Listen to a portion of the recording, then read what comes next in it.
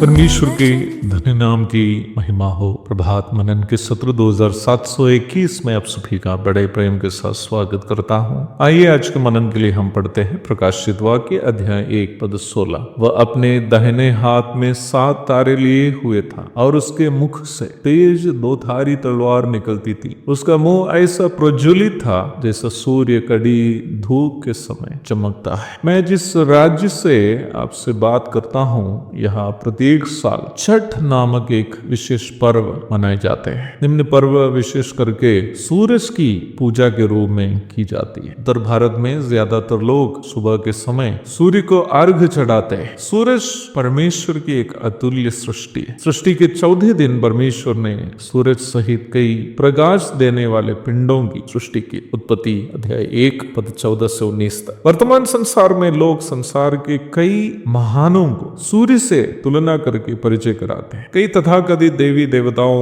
या महापुरुषों के चेहरे को चित्रकार लोग अपने बनाए गए तस्वीरों में चमका कर रखते भी है, परंतु सूर्य के समान, वो भी कड़ी धूप के समय चमकने वाले सूर्य के समान किसी ने देखा हो तो वो हमारे प्रभु यीशु मसीह के अलावा कोई दूसरा नहीं है। बाइबल इस बात को स्पष्ट करती है कि अदृश्य परमेश्वर के अनदेखे गुण सृष्टि के समय से उनके कामों के द्वारा प्रकट किए गए हैं। रोमी 1:20 अर्थात सूर्य की शोभा अथवा सूर्य का चमक तेजो में परमेश्वर की शोभा का एक सीमित प्रदर्शन है। कहने का तात्पर्य यह है कि सूर्य की शोभा को जब हम देखते हैं, हमें सूर्य की महिमा नहीं बल्कि उसके सृष्टिकर्ता का महानता की याद आनी चाहिए। अपने शिष्य तीमुथियुस को लिखते वक्त प्रेरित पौलुस यीशु मसीह का परिचय इस प्रकार देता है। परम धन्य और एकमात्र अधिपति और राजाओं का राजा और प्रभुओं का प्रभु है, और अमरता केवल उसी की है और वह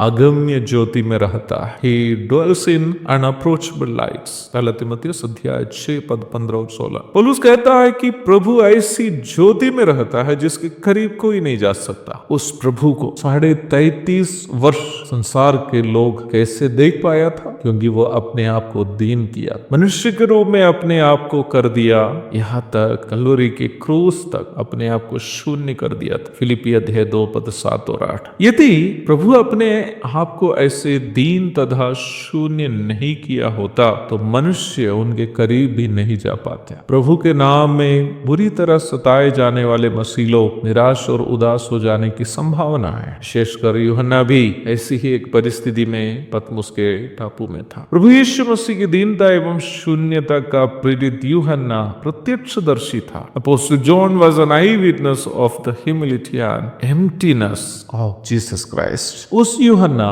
अभी एक बड़ी सच्चाई का प्रत्यक्षदर्शी बन जा रहा है। क्या है वो बड़ी सच्चाई? परमेश्वर का पुत्र मसीह मानव जाति के उद्धार के लिए मनुष्य शरीर धारण करके एक बार नम्र और दीन बनकर संसार में आया था, परंतु अभी वह महिमा में विराजमान प्रभु है। अगम्य ज्योति में रहने वाला है। वो अभी मार खाने और निंदित होने नहीं बल्कि उनको नहीं मानने वालों को और उनके लोगों को सताने वालों को दंड देने के लिए यथाशीघ्र आ रहा है। एक और शुभ दिन की धन्य कामनाओं के साथ आज का मनन मैं यहाँ समाप्त करता हूँ। प्रभु आप सबको आशीष दे।